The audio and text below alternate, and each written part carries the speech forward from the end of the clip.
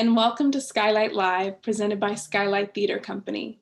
My name is Tyree Marshall, and I'm an artistic associate at Skylight Theatre.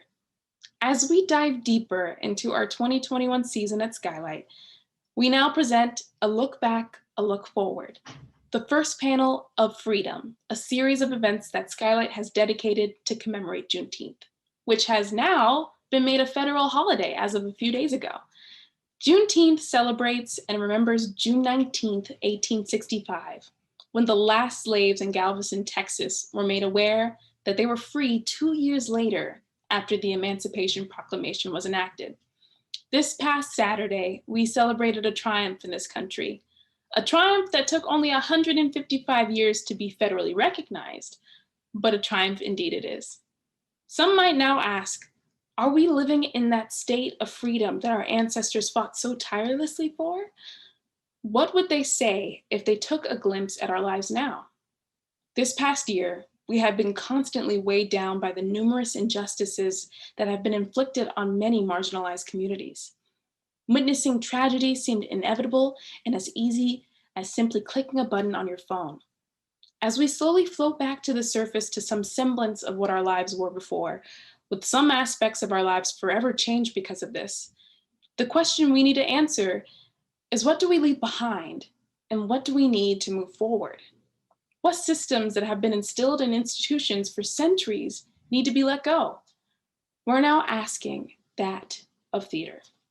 How do we meet everyone's needs in the theater community? How do we make theater accessible and equitable for all? How do we make sure everyone's voices are heard? Tonight, we have three amazing BIPOC theater practitioners and activists to speak on those needs, share their experiences, and provide suggestions for growth within our community to move forward. I'm proud and honored to present our moderator for this evening, Lee Sherman, actress and board member of Skylight Theatre, and she will introduce our esteemed panelists. Also, should you have any questions during the panel, feel free to write them in the chat below, and we'll make sure to answer as many as we can. Lee, the floor is yours.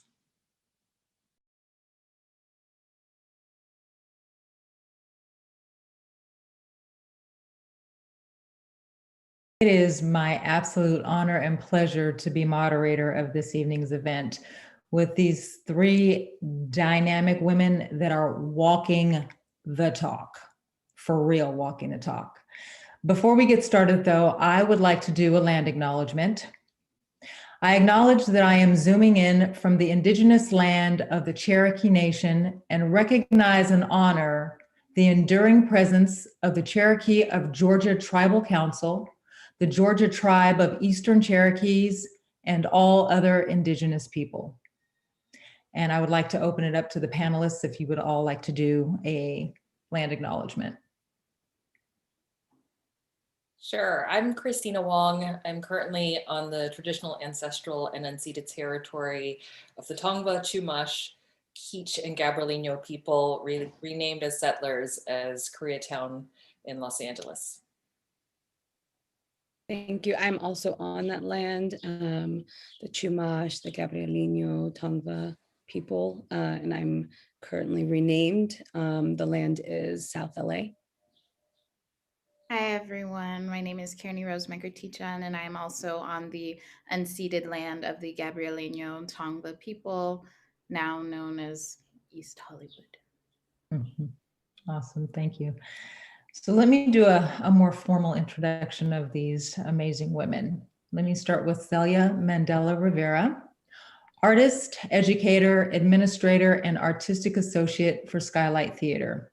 She's a theater activist who is on a mission of creating standards and accountability for LA theater.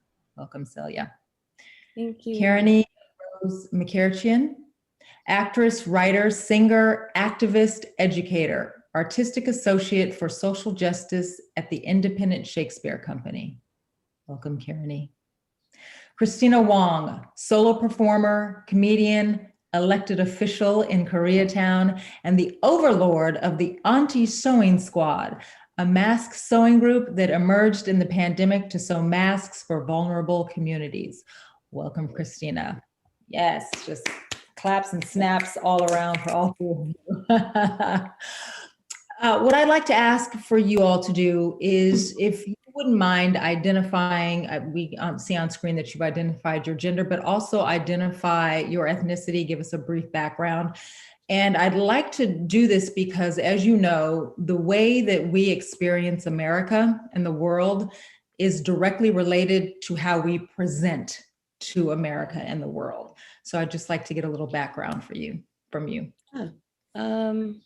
I could start. My name is Celia Mandel Rivera. My pronouns are she, her, hers. I identify as a Afro-Latinx woman. Cisgender, identify as first generation born. And my lens is through that. So I'm very grateful to be here. Thank you. I'm third generation Chinese American, which means my grandparents were the first immigrants to land in America. And I'm not the first generation of my family to go to college. My parents did a lot of the heavy lifting in terms of navigating that space for me. I grew up speaking mostly English, grew up middle class. I also identify more in the political sense as Asian American. And I'm an elected representative in Koreatown. So I often pass as, as Korean, and I like to call this my alternate Asian universe, in that it's like both an immigrant neighborhood, which is not something I necessarily grew up in 100% of the time, and but it's also a different Asian community. Yeah, Thank you. I can go next. Hi, everyone. Carene Mekertichyan. I am a Black and Armenian Angelino, and I'm first generation on my dad's side. He and his family immigrated from Yerevan in Armenia in the early 90s. And yeah, I also, part of the work that I do within the Armenian community, I co-founded Yerezad Coalition, which is centered on coalition building. So making sure that we are bridging all of those gaps between communities and standing shoulder to shoulder and putting in all of that work. And yeah, so Awesome. Thank you for that. So this is a question that, had June 17th not happened and Juneteenth been made a federal holiday, I would not be asking. But because that happened, and because this is a celebration of freedom and a commemoration of Juneteenth, I would just like to know, for you guys personally, do you think that making Juneteenth a federal holiday is a big move forward? Is it just a pacifier? Is it something that was needed? Or is it something that's just a pacifier when the real work still needs to be done? What are your thoughts and feelings on that? I can start because I've been talking about, I definitely feel some type of way about it. For me, it just falls in line with a lot of what we see, which is these sort of performative statements and performative recognition that doesn't really get at any of the systemic issues within this country, and the white supremacy that is literally steeped in all of our institutions and everything, our schools, our police force, all of it. If we want to like really get into the nitty gritty and talk about redlining and this, that, and just a ton of things, it's nice that it's recognized, because obviously growing up, for the most part, you know, in school, it's usually the 4th of July. And it's like, what does that really mean for the rest of us and for Black people in this country? But I don't know.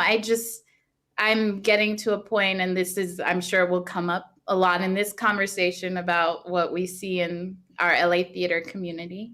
But it's a lot of those like performative, here is a Black square, here we recognize Juneteenth. But what are you doing specifically for the Black community in the United States? What are you doing for Black people? What are you doing for reparations in this country? Mm-hmm. So it's fine. We've been we still celebrate it. That really doesn't mean anything. I would love to see them make changes to our prison system and, you know, police force and all of that. That's what I want to see. I can jump in. As someone, so I ran for office 3 years ago. I made this decision after a certain presidential election that I was like, artists and politicians have switched jobs. They're now creating shock and spectacle, and we're now the ones holding space for truth and change, right? And looked at how much it costs to run a campaign, and like for something like mayor, and that was way beyond me to even do a performative campaign in that scope that would put a notch in it. And so I ran for neighborhood council, which is no registration fees, no signatures gathered. It's basically standing in front of the rec center at Seoul International Park, screaming at people in my passable restaurant Korean and high school Spanish. And with 72 votes, if you include the vote I cast for myself, I won this position. And I'm very much learning just how much politics and performance, it's all theater, right? Like we do these grand gestures, we hang on this thing, and really the work of making something like Juneteenth like carry on the meaning, it's like what we do with it, right? It's not like Christmas. Really, Christmas became a great thing for the economy. I don't know that we remember that Jesus was born in a manger and isn't as white as he looks in a lot of portraits drawn of him and stuff like that, so I hope it's just not, it doesn't become another day where mattresses are like 2 for 1, right? Like that it's just, but that hopefully confronting very much that this is when the last slaves knew they were free becomes a place and point for culture bearers and people who make art and culture and do all the heavy lifting, create the events, the dialogue, the constant conversation that follows that. So it doesn't just become another empty day that we get off. If we're in a job that actually pays days off, I don't have that job because I don't get paid in my position. But yeah, I mean, I do think for the most part, it's fine, like Carene said, like but hopefully it's that thing that calls attention, but it's what we do with it, and hopefully we can shake down some meaning from that. And it's a continual thing, just like being anti-racist is a continual active verb, right? Like that's what we have to do to approach all of this. Right, and this is now a federal holiday, and most people in this country didn't even know what Juneteenth is before, what I'm saying? Like the majority of this country did not know even what Juneteenth meant, and now it's a federal holiday. But Celia? I mean, it's for me, it's similar to watching theaters, post Black Lives Matter. It's just like, okay, you said Black Lives Matter. Let's see the receipts of that work, of that meaning. You say you stand behind the AAPI community. Let's see the receipts. Let's see the meaning. So it's just reflective of the work being done in our smaller ecosystem of this community, of people not quite understanding, at least in my opinion, where progress needs to be made. I don't need it to be a holiday. I need to just be treated equitably. So same feelings. Yeah, gotcha. Thank you. So the title of this evening is A Look Back, A Look Forward. So I'm going to take you back a little bit, and we're going to move to the present, and then we're going to move forward. So looking back to 2020, so much happened, right? And I'm going to start with, actually say her name, Breonna Taylor, because for me in 2020, as we were just entering this unprecedented pandemic that we hadn't seen anything of the likes of that for over 100 years, and Breonna Taylor's killed. And I think when she was killed, people were like, okay, another Black life gone, right? And then you move a couple months later and we have George Floyd in 9 minutes and 29 seconds. And so that happened. And by that time, the United States had shut down. And so we were all sitting there watching this 9 minutes and 29 seconds over and over and over again. And it had it not been for the fact that we were sitting there in our homes watching it, we probably wouldn't be having this discussion today. Because what that did for anybody that was not BIPOC is just made them aware of what's been happening in this country from the beginning. It has never not happened in this country. There has never not been a time where Black lives have been taken. Black people have been killed, whether it's been lynching in a tree, dragged behind trucks, shot by police officers, what have you, right? And so we have this 9 minutes and 29 seconds and the rest of America and the rest of the world now sees what we've known for centuries. So having said that, when that happened, what happened individually to your world, both personally and professionally? How did that start shaping how you looked at your art, how you looked at the world around you, and how you felt like you needed to now walk in this world? Anybody can. I can start. I'll be very honest, because there was a lot happening, and I'm someone who has been putting in this work before it suddenly came to it's so hard for me to word this, but the popular consciousness, because it, like, as you said, it's always been happening. And I often like to use the term willful ignorance, because I feel like a lot of people, and I don't want to say that it's just white people, because there's a lot of BIPOC people, a lot of non-Black people, some Black people who were specifically choosing to see things as, oh, we're in a post-racial time. Oh, we had a Black president. Oh, everything is fine. And what frustrates me, and this is what we continue to see with George Floyd specifically, is that some people needed to see that video. Some people need to consume this spectacle of Black death to care about what's happening, to actually understand it. And it's something that's very traumatizing for people. I have a problem with these things being shared the way that they are. And I understand that if it wasn't shared the way that it was, who knows what would have happened. Maybe people wouldn't have been as outraged, but it's frustrating because we already know what it is. We know what's happening in our police forces. We know what's happening right now with the LA Sheriff's Department. We know what's happening. So I was frustrated that it took that. And then I was hopeful because I had never seen ever so many non-Black people saying Black Lives Matter, talking about things, going in the streets.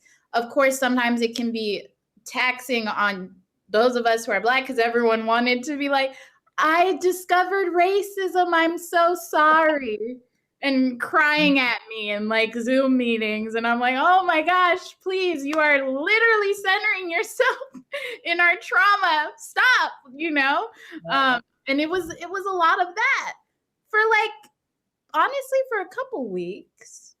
And then I saw, everyone had their selfie at a protest. Everyone had their Black square. And then a lot of people went back to, okay, I'm tired of talking about this. And honestly, I think the pandemic was a huge factor because people were at home, people were on their phones, people had the time to actually consume what was happening and be out in the streets. But then they got tired of it and they got bored. And there are a lot of people who have stayed around, but it's just, Kristina mentioned it earlier, but it's a commitment. We need sustained work, sustained activism. It's an ongoing thing. You're always going to have to combat racism because that's what this country is built on. This country is built on stolen land. It was built by slaves. So we're always going to have to confront this, and people are always going to have to confront their inherent biases, and they have to be committed to that work. And it was definitely a shift, and we're still talking about it. We're here having this conversation and we're talking about it, but I would like to see more committed, sustained actions that are not performative Black squares, and that's not making Breonna Taylor into a caption on your selfie and a meme, memifying a Black woman who's not with us anymore because she was killed by the state. Right. That's so good. For me, it was, thank you for that, Carene. For me, it was like, I didn't watch the video. I don't need to see the video. I don't need to see any more videos to know what's happening. But I remember feeling, I remember like sitting in my living room without a job because I was let go because of the pandemic at the time, you know? And like, honestly, like having the community, like our theater community in my mind and being like, no one's saying anything. It was like 3 days, 3 long days. And it made me really upset, and it made me really sad, and it made me really angry. And then like the 3 days passed, and then like there were starting to be like sprinkles of the community members and theater specifically saying Black Lives Matter, saying we stand with Black and Brown people, with the BIPOC community and white supremacy. And then I just felt really angry after that. I don't know why I thought that would make me feel better, because it took way too long. They had to like talk to each other to see if they should even say something. And then as someone who's been in this industry for a couple years now, just knowing that like a lot of them didn't really mean it. They just said it because other people were saying it. And that's sort of the birth for me of like, I was already doing activist work before. And I think that was more like individual and like showing up politically or just being a resistor in the spaces I was in. But at that moment, I was like, I'm going to hold institutions accountable. Let me get out a pen and paper and start jotting down, just pouring out ideas. And from that moment, I've just set out to be a person to find other people, a community of folks who want to change this community and whose focus is on accountability, specifically with theater institutions. And that's how I've been on my journey of, I would say, healing, directing that energy there. Nice. Yes. Thank you. Thank you. I had a tour that was scheduled to go in March until November, because it was a political, campaign theater show that was supposed to run up into the election. That was postponed, and I started sewing masks because I was suddenly saddled with this guilt of being non-essential, as all theater people were suddenly useless, right? Useless, like people just sitting at home. But I was like, wait, I sew my set pieces. I can sew masks, and I very naively offered to the whole world, if you are immunocompromised or a frontline worker, I'll sew you a mask, even though I had no materials, no elastic. And that's a whole other show, which was premiering this fall at New York Theater Workshop, about how like we weren't even prepared for a home sewing movement. It was complete Robinson Crusoe. I ended up having to start this group, Anti-Sewing Squad, to like figure out like, one, how do we make masks? How do we sew, right? Because I'm not a professional seamstress. And after the hospitals recovered, like additionally, I made this like what I call the all health matters moment, where I was like, oh, as long as I get a mask on someone who needs it, it'll help people. And it became clear very quick the people that could find me were on the internet, had time on their hands, and everyone was freaked out. And I'm thinking about what are the folks who don't have running water or don't have access to whatever. And so we shifted our mission to just sew for communities that had a lot of access issues. And they were all Black communities, Indigenous communities, Brown communities, migrants at the border seeking asylum, farm workers, incarcerated communities, all these communities that had long since been forgotten by the federal government anyway, before all this. And it's not a coincidence that they were being impacted more by COVID, right? It's not like, oh, what a string of bad luck, right? Like it's it's that they didn't have the resources they've needed to begin with. Like some of the communities in Navajo Nation, which is where we've sent a lot of support, 30% of the nation, which spreads over 2 states, doesn't have access to running water. And so we are still sowing. We've set a retirement date of August, but for all the aunties, there are 800 of us all over the country are sewing. I think it was like the first time we engaged in creating support in this way. And what was really interesting for me as someone who likes to fight with people online and yell at them and call them out, it was like people like my mother were in the group. Like, you know, truth be told, we're not going to see my mom at a BLM rally. Like, she doesn't get it, right? She doesn't. It's not that she like hates the movement, but it like when she sees the footage on the news, it seems like a place you go and like everyone's violent, because that's what they'll show. They don't show all the peaceful protests that happen. So, but she'll sew for prisoners, right? She'll sew for people at San Quentin, and it was this interesting way to engage people who aren't necessarily artists or don't necessarily know how to articulate themselves when it comes to politics, and so they prefer not to say anything at all, to do this very active thing to provide protection for communities. And when the protests were happening in different cities after George Floyd's murder, we were sending masks to the NAACP in Ahmaud Arbery's hometown and Breonna Taylor's hometown, but also sending them to street medics to get them to the peaceful protesters there. So that was just a really interesting way to engage in my craft in a way. But I will say, as both Celia and Carene have said, you don't like looking at footage of Black bodies being murdered, right? And I've heard this for a while, and it didn't really hit until people kept sending me footage of Asians being beat up in the street. And I was like, stop sending me this footage. And I'm like going, wow, if I can't even click on it, I just hate that was the moment of like, oh, okay, now I get it, because it's now happening to me. And so that has been the terrible, but but that has been this strange arc in this pandemic. Is like, I've been sewing these masks, and I'm like I'm considered like the face of the virus, or to some people I'm like, I am the reason why it's here.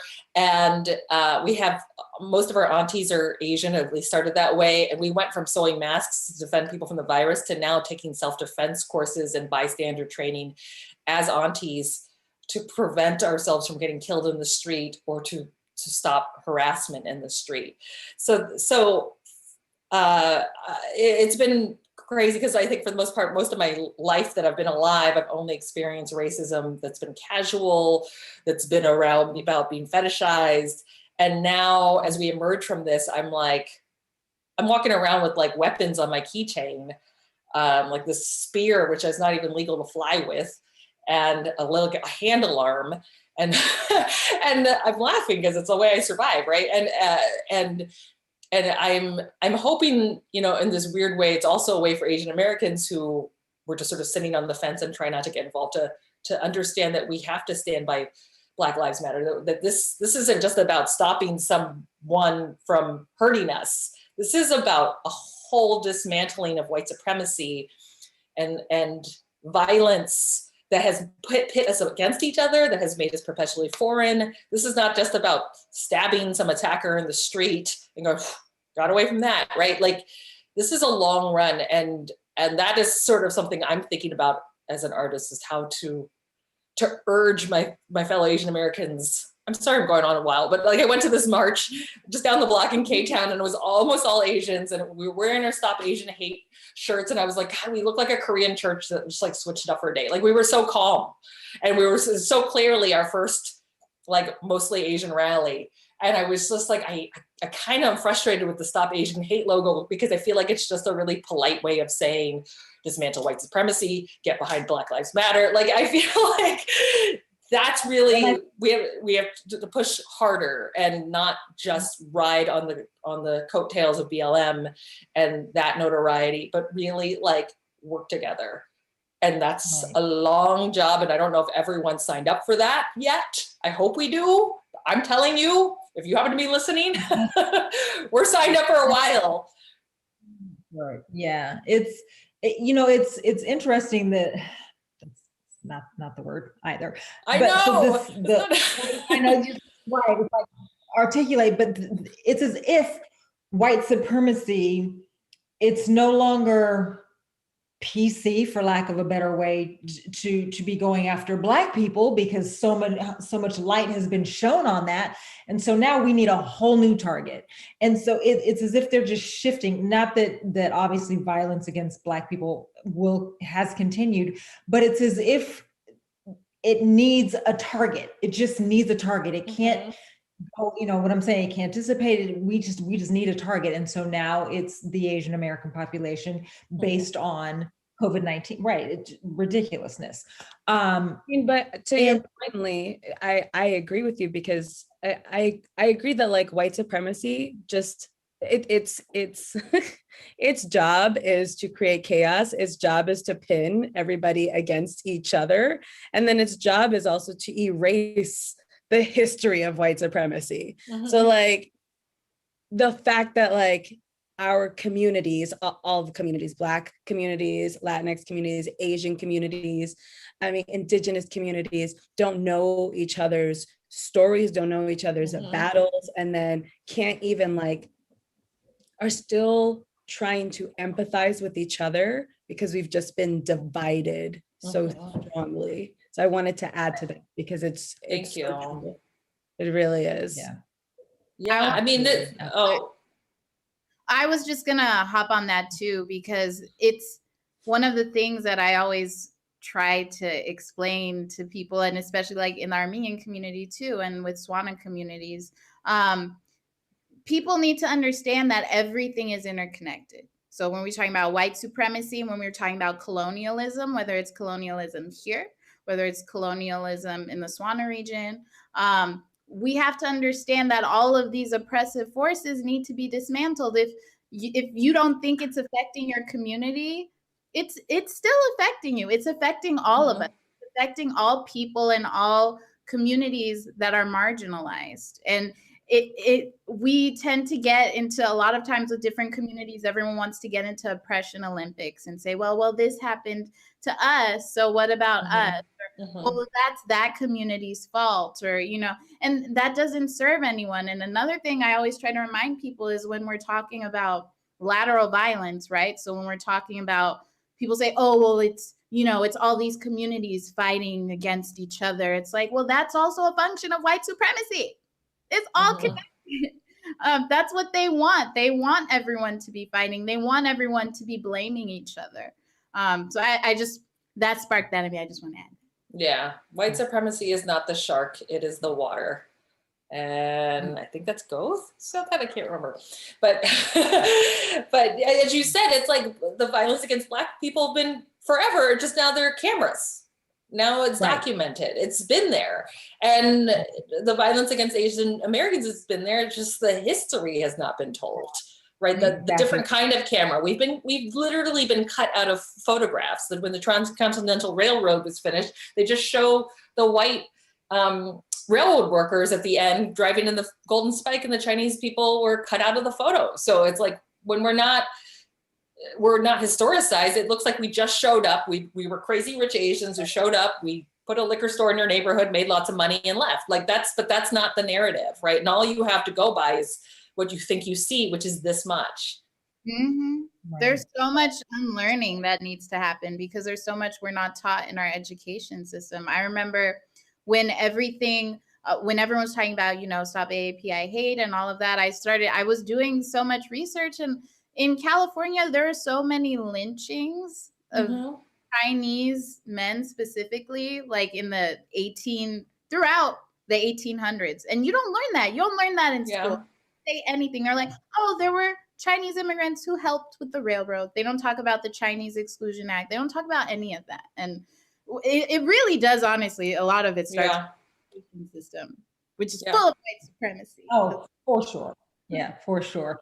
So I'm going to circle back to something that you said, Celia, that, you know, we had a lot of theaters jumping on the bandwagon, as it were, with this reckoning that happened. And so as we're now 15 months,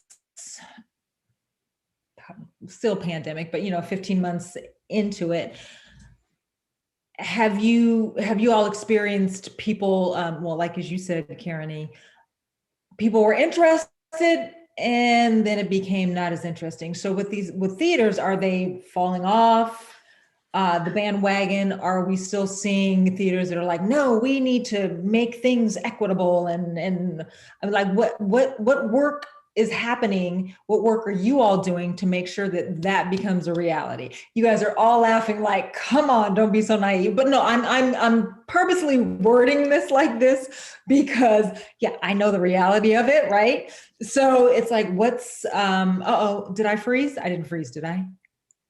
Okay. So what are your realities as artists and activists? What are you seeing in your own theater communities? Are people really stepping up to the plate? What are you all doing to make people step up to the plate? Or, you know, anybody can. I've seen a few white male artistic directors step down, whether that's the age or acknowledgement that their organizations can't be anti-racist with them in charge. I think it's a good move, right? But then I look at who's next in line. I'm like, oh, they're all white men too.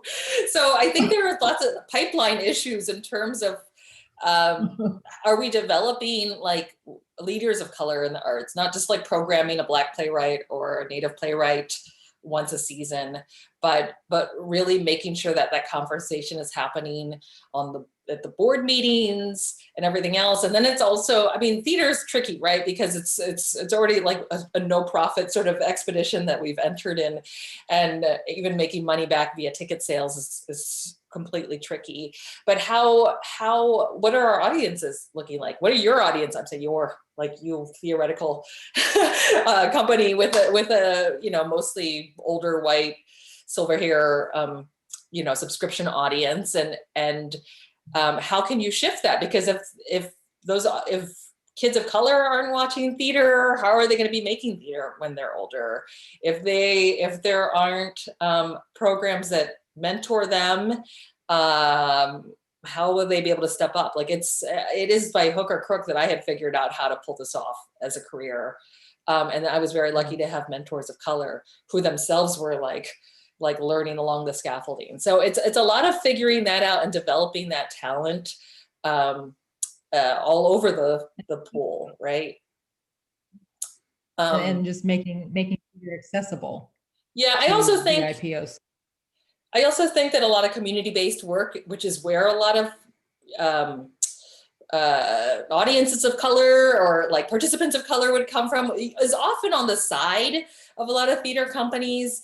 And it's sort of like, oh, this is how we get grant money. We do this little education thing on the side for this community. I think it needs to be like, there's got to be a way to bring it up so that it is as relevant as what is ever on the main stage. Like, and I'm not saying like, for example, do a project with people on Skid Row and run it for 6 weeks like you would a cast of professional actors, but like give it that same weight, that it's not just like this side thing with community people, but this is, because I think that's actually where the change happens. And that is what anti-racism would look like, is if we recenter those projects.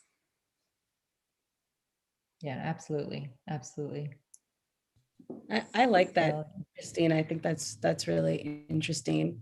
I think oftentimes what ends up happening is like the bottom line is they want to make money, which is understandable. But oftentimes they relegate like community-based stuff is like it develops into white saviorism, and it develops into let's just like reach out to them to get the grants, but then we could do whatever we want on stage, that kind of stuff. But to answer your question, Lee, and for me, it's a mixed experience. I'm finding people and institutions who really want to step into a anti-racist, equitable space. I'm also finding institutions and people in this community who are, I would say, lukewarm, which I think is just as harmful as being resistant to it.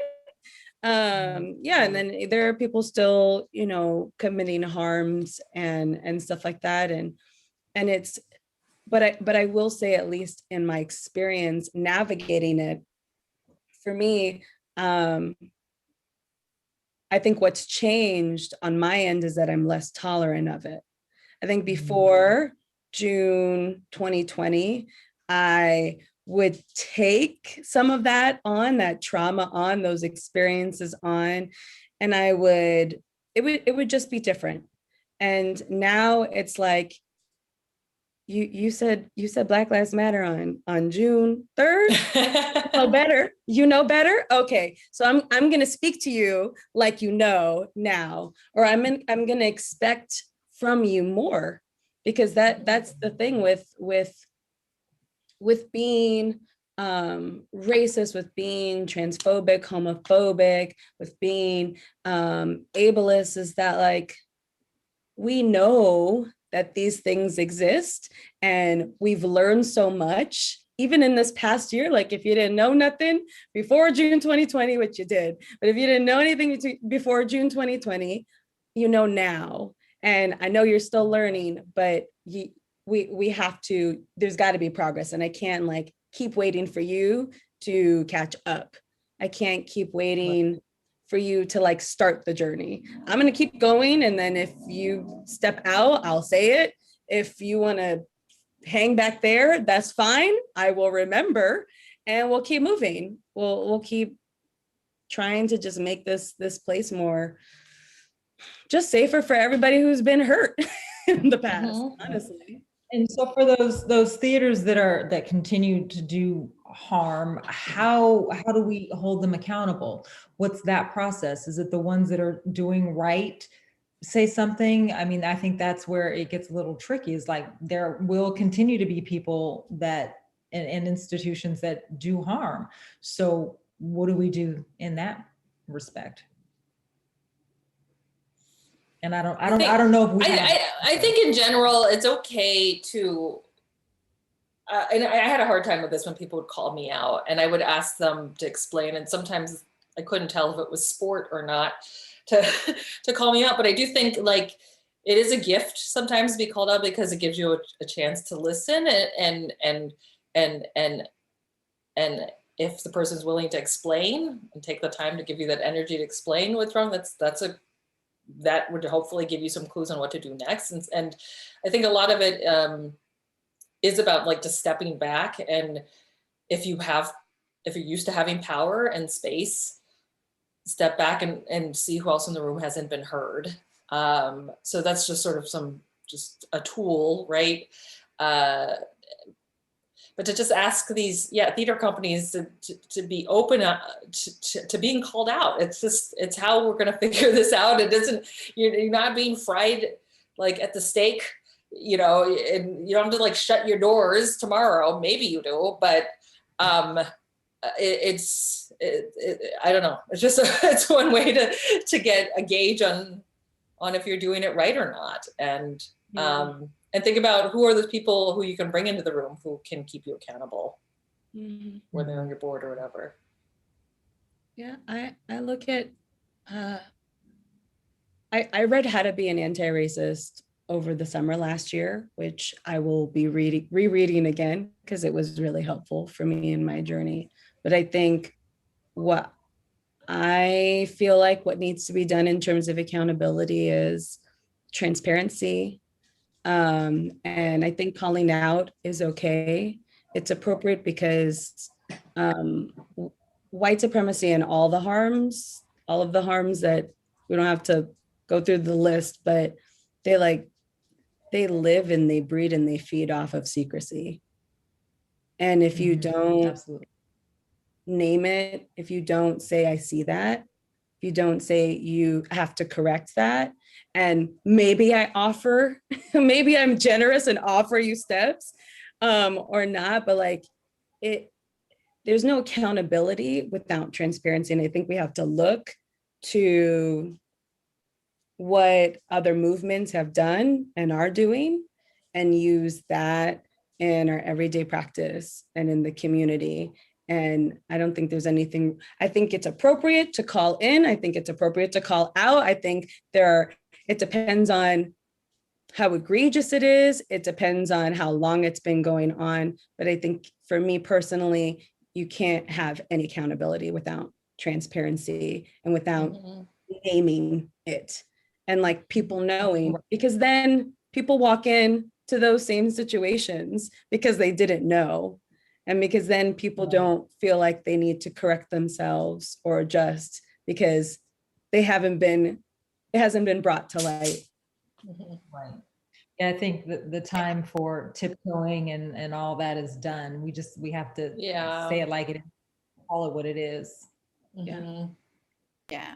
If I can hop in and add to the last couple of questions.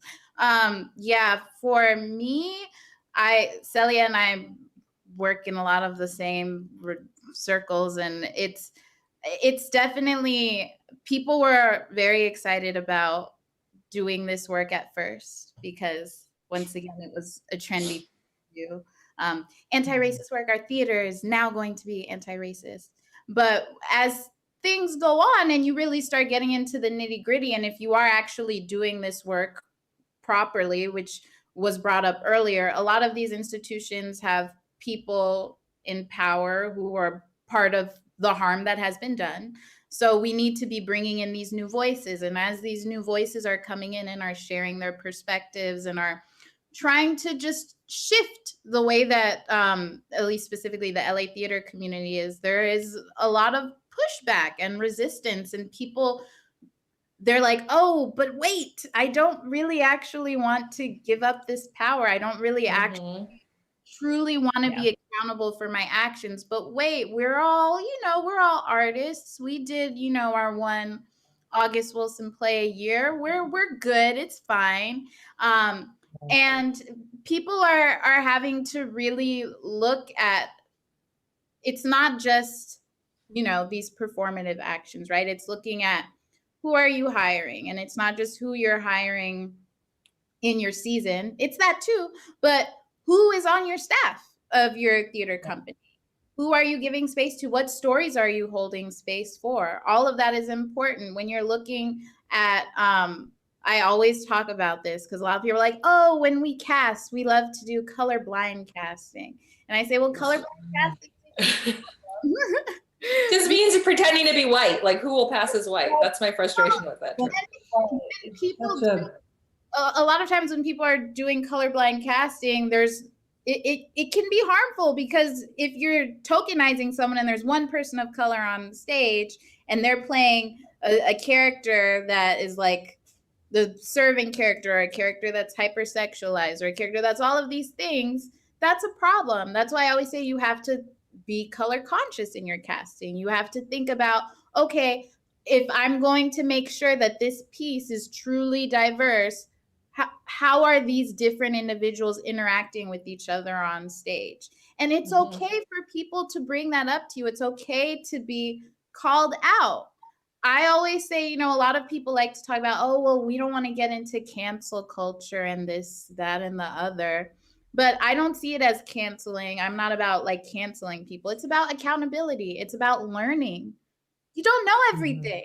Everyone doesn't know everything. I don't know everything. It's learning. It's being open to other perspectives and other people who you wouldn't necessarily know, So it's definitely, for some people, it's a challenge. But I will say I am heartened by the people who have stepped up, because there's some really solid allies and people putting in work right now to make our community more equitable and just. And that's a really beautiful thing. And that's something that I have not seen before. And it's a struggle, but it's sustained right now from what I can see in LA theaters. So that does give me hope. Yeah, nice. I think one of the false notions that we are up against is that whole idea of giving up power. And the reality is, and as you stated, Celia, we want to sit at the table. We're not trying to shove you off the table and down the hill. We just move over so we can sit at the table because we deserve a seat at the table. So, but there's that fear and that false notion of they're trying to take it from me, and when that's so not the case, so not the case. So I think that's just. Yeah, I think people confuse like equality versus equity as well. Like if you have 15 pies and I have none, giving me a pie is sort of like equality. Like I have a pie now and I can eat. But like equity is you take half and give me the other half. And then now we all have the same amount. Now we can all have a plethora, a surplus. And I think that's what happens in these discussions is like, yeah, we're not trying to take power away, but you also need to give up some of that because you're at like max capacity right now. So, yeah, absolutely. So we're gonna take some questions, but before we do that, I just wanted to pose a last question from me to you guys. What going forward, what action steps are you guys doing individually in your artistry to make sure that things become equitable for you, for the community, you individually, you, the community? Any specific action steps?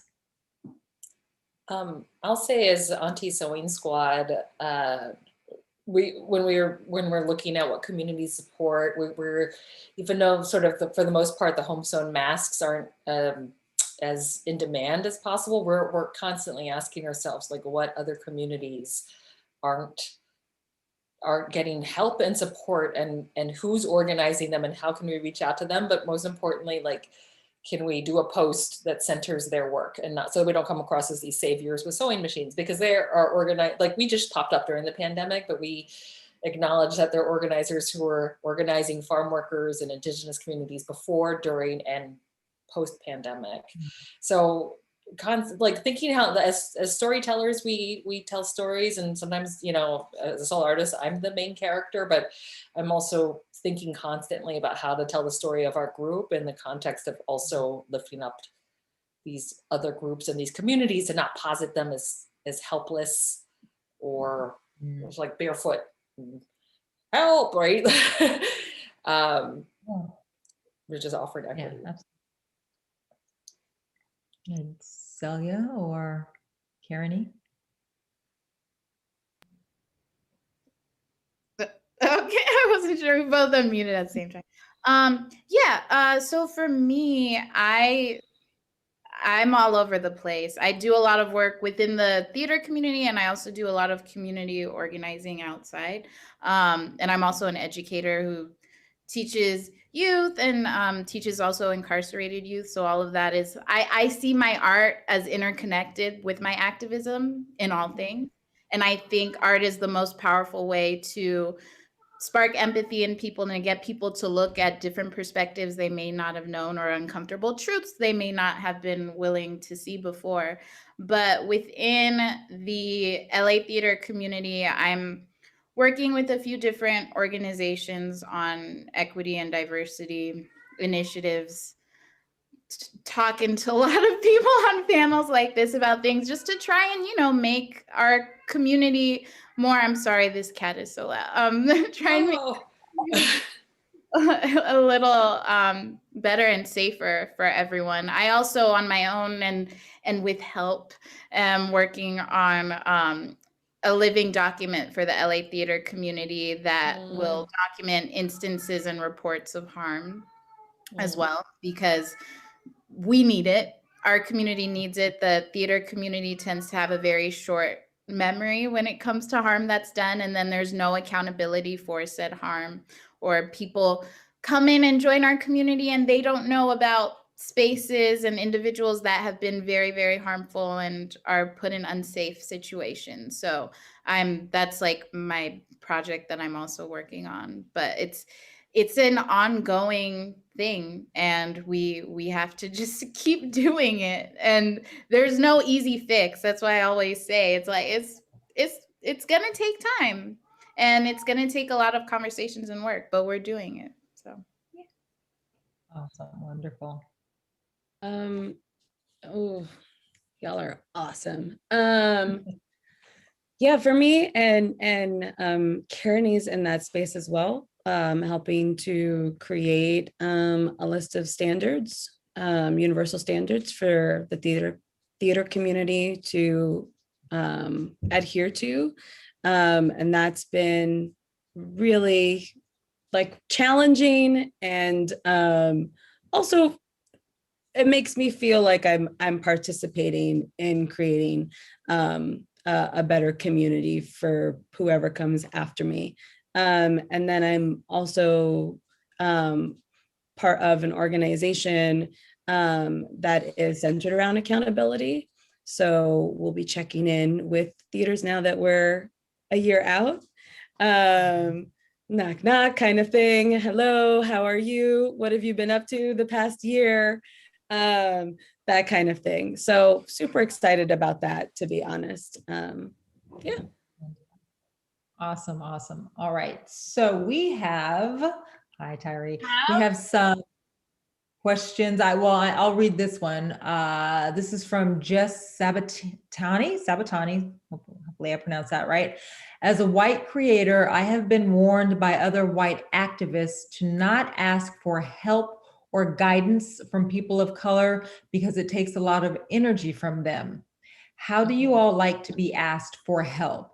What have white people in the past done right in bringing these kinds of questions to you? I can start with that. I get asked by so many white people all the time. For me, I appreciate when people who come to me have some sort of relationship with me beforehand. If I don't know you and you're asking me to essentially be your magical Negro and solve your problems, or to educate you about something you can easily look up, that's like historical fact. I mean, for me at this time, I'm like, there's so much information out there. I really don't need to like explain the basics of, this country is racist to you. But when all of that is settled and it's someone I know and someone I work with and trust, and they're like, okay, I really want to know, I want your opinion. How can I handle this? How can we do better? Pay people for their labor, pay people for their emotionally taxing labor, offer that, because it shouldn't be something that we have to do for free all the time. So I would say you should start by having something that you can offer, and you should be coming from a place of not expecting or feeling you're entitled to a response. Always keep it open and say, listen, I understand this might be too much for you to answer. If that's the case, please just, you don't have to do that, and that's fine. I myself once, I had a friend of mine who is trans and was having their top surgery, and I knew someone else who had just had that surgery, and I wasn't sure if it was okay to approach this person, but I really wanted to connect them so that they could be able to talk, because my other friend really needed help and wanted some guidance. And I just said, listen, I understand this may be inappropriate. I'm just coming from a place because you're the only person I know who can help my friend right now. Would you be open to having a conversation? Can I connect you both? Is that an okay thing? If not, I completely understand. And they're like, of course, I love to. And now they're friends and it's great. But it's always setting that boundary at first to be like, listen, I understand this may be too much. Please opt out. If I overstepped, I apologize in advance. Nice, nice. And I just want to say, for any audience member that does not understand what magical Negro is, look it up. I'm Googling magical. Okay. Someone asked me recently, and everything Carene said, I agree with. And also, I think it's really important to not come to the person because you've just been yelled at or called out and you're needing someone else to absolve you, or definitely don't come crying because you were called out. And know that you're coming for information to move forward, not because you feel hurt, right? And need someone else to say, oh, that wasn't racist. Oh, they're overreacting. Like that's not, there's already a problem there if you're going to one person of color to make you feel better about an encounter you had with another person of color. And here I think, solve that. Yeah. And I've had people also add to that. I'm not asking you to make me feel better about anything, or please let me know if I'm doing something wrong or overstepping. Celia, do you have wisdom? I know. Thank y'all for covering it. Yeah. Also, white people, like, reach out to your white people because they're also learning. Go ask other white people. So can I tell you, our sewing group has a white ally breakout group. We are probably the only sewing group in the country that has, and I don't know what happens in that group. I don't need to know. I love that they're working it out with themselves. That we've had other white people step in when white people have been called out and they're all hurt, and we've had someone swoop in and say, I can talk to you about your feelings in a private message if you want. But you know, like you saying that you're hurt by being called out is not, and I was just like, oh this sewing group is so revolutionary. And it happened because the government failed to provide us with masks. Kristina, are you going to know about this? Yes, it's called, yes, I am Celia. It's called Kristina Wong, Sweatshop Overlord. It's premiering this fall in person off Broadway, all of November at New York Theater Workshop in the East Village. So. I love New York. I got to get it to you. I got to go. Yes, and then maybe message me. I might have a comp just for you. Everyone else, you pay. Badass. I have, Celia, I have a question for you. Is the book How to Be Anti-Racist by Ibram X. Kendi from 2019? Yes. Okay. Yes. Also follow him on social media. He's dope. And other people and Black women who are anti-racist and trans Black women who are anti-racist. But yes, fabulous book. Awesome. All right. So good. How to Be Anti-Racist by Ibram, Ibram X, last name Kendi, Kendi, Ibram X Kendi. I like the idea. I'm gonna go back to you, Kristina. I like the idea of like a Black studies group, like white people gathering for, Bible study. They have Bible study on Wednesday. How about Black study on Thursday? All right. And you don't have to tell me, you don't get points for going. I feel better knowing you're doing that versus telling, like, you should never be offering lists of things. Like, I should just see it in action. And I'm not like here like a cop but any moment where you find yourself saying to a person of color, like, oh, my friend so-and-so, and then I went to this festival and this and I gave money to this GoFundMe. Like, don't, like, anytime you feel like you have to show those receipts constantly, or just sit in yourself, do the work. And it's a verb, right? It's not your Black best friend from middle school. It's not. I've gotten that defense. It's not the Japanese guy you married. Like, it's, and by the way, you can't fuck your way to being anti-racist either. I'm just gonna let you know. Bell hooks is not inside my vagina. You're not getting woke there, folks. You gotta go do the work. This is Skylight After Dark, everybody. Skylight After Dark. I'm dead, but that's very true.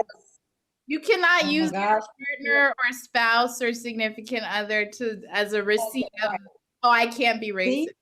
Or your kid. Hello. For those of you. Oh, I know. My kid is mixed. I'm like, what does that mean? That means you got drunk one night and had a kid with someone of different races. And the worst is my nephew is Black. I'm like, oh my God, who cares? What are you doing? I am married to a white man and I love him to death. And sometimes I'll be like, honey, your whiteness is showing. Like, just you stepped out of bounds. That right there, that you got to make an adjustment on that. Or like, as a man, I'm like, these are the things. Like, even though I love you and we're in a relationship, it doesn't matter. Like, it's still ingrained, and I'm gonna say it. If anything, like, I should be saying it to you, and I should feel comfortable enough to say it. Like, there you go. Yeah, and it's. I also think it's. Who you boning, Lee? That's not making you. We've had conversations. We have had conversations. I might have gone too far because a one-woman show, and I love it. I'm so here ready for it. I'm so ready for this show. You can't fuck your way to anti-racism. Okay. Join us next week for Juneteenth. So ladies, we're gonna wrap this up before Kristina gets us censored. This has been just so wonderful, so wonderful. I am again honored, and I applaud each of you for what you're doing. I was not kidding when I said these are dynamic women that are walking the talk, because that's what y'all are doing, and we just need more of it. So let's just multiply you all by hundreds of thousands, and we'll be good. So, ladies, again, for being on this panel. It's been wonderful, and I just sending all the wonderful energy as you guys keep moving forward and doing your things in the world. We appreciate you. Yes, thank you. Thank you for this conversation. Yes, thank you. Oh my God, when I was away, I was literally just snapping and saying like, yes, the whole time. You all are so powerful, and I've just been so moved this entire time, and I've been watching the chat, and everybody has been very moved and just so elated. I'm really glad to have met all of you. So I want to thank personally our lovely panelists. Thank you, Carene Rose Mekertichyan, Kristina Wong, Celia Mandel Rivera, and our lovely moderator, Lee Sherman. I would also like to thank Judith Bourne for PR, Michael Tioli for the opening music, Garret Crouch for as being our tech director and God, and all the staff and board of Skylight Theater. So up next at Skylight is our second event for freedom, and it's called We're Not Free Until We're All Free, a panel on Wednesday the 23rd on YouTube at 7 p.m., same time. And it recognizes that we all must be liberated, and it seeks to center other marginalized voices and identities in our theater community today. So by speaking on their experiences and need, we'll strive to learn and grow as a community to make theater equitable for all. A lot of things that we also touched on tonight. So please join us by visiting our website at skylighttheater.org and reserve your spot for this free event. You can also reserve a spot for all the events. We have another one on Saturday. But I just want to thank everyone again for coming. I hope you all are safe and healthy, and have a lovely night. Also, thank you to our interpreter, Sarah. Yes, Sarah, thank you. Ooh, I wish I could go back and watch to see how she explained. Yeah, I got it. Yeah, fucking